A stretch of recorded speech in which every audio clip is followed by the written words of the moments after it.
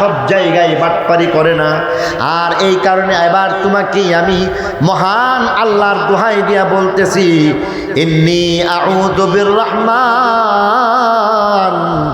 দয়াময় আল্লাহর আশ্রয় গ্রহণ করলাম, মিনকা, তোমার অনিষ্ট থেকে, ইন কুনতা তাকিয়া, তোমার মধ্যে যদি সামান্যতম আল্লাহর ভয় থেকে থাকে তবে। আল্লাহর ভয় যার মধ্যে আছে তাকে আমি আল্লাহর দোহাই দিয়ে দিলাম।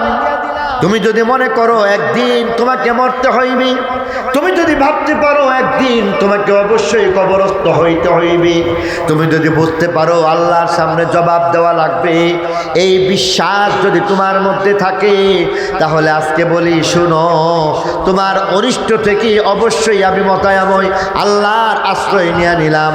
এক কথায় আল্লাহর দোহাই দিচ্ছি, অবশ্যই অবশ্যই তুমি আমার ক্ষতি করতে যেও না।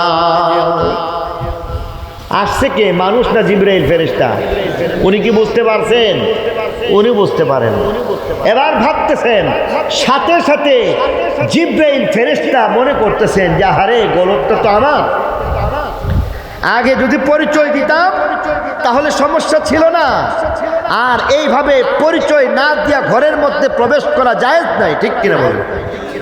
অতএব আমি যদি পরিচয় দিয়া